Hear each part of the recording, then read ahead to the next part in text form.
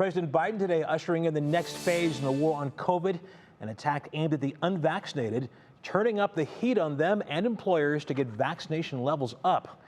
Will Ewig breaks down that new plan and how local companies are responding.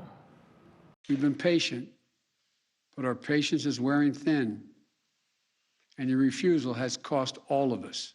It's a new strategy aimed at getting the pandemic under control at a time when cases are surging and deaths are now 5 times higher than just a month ago. President Biden today announced 2 new executive orders, telling employers with 100 or more workers to require vaccines or weekly testing. This is not about freedom or personal choice. It's about protecting yourself and those around you. The White House estimates this order will impact about 80 million Americans and says companies that don't comply could face fines. We're going to protect vaccinated workers from unvaccinated coworkers. The new measures also require vaccinations for 17 million healthcare workers at hospitals or other sites that receive Medicare or Medicaid funding, and vaccines for the vast majority of federal workers and contractors within 75 days. If you want to work with the federal government and do business with us, get vaccinated.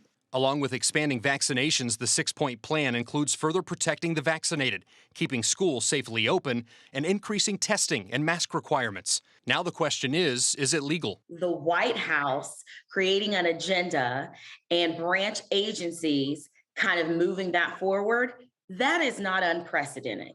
Legal experts like Tara Coleman say this should hold up under the Constitution and precedents, but it's likely to be tested by some private companies. Depending on the wording of that rule and what we actually see there, the biggest kind of issue that we have to see how this is going to play out is OSHA's jurisdiction and how far-reaching they can go. We reached out to over a dozen companies locally to see what the reaction was to these executive orders. We've heard back from 3 so far: Cleveland Clinic, UH, and First Energy, all saying that they have been encouraging and supportive of the vaccine, and now are going to be waiting to see what the language is in these federal mandates, language that will be coming from the Division of Labor and OSHA. We're going to continue to follow that as well. Russ.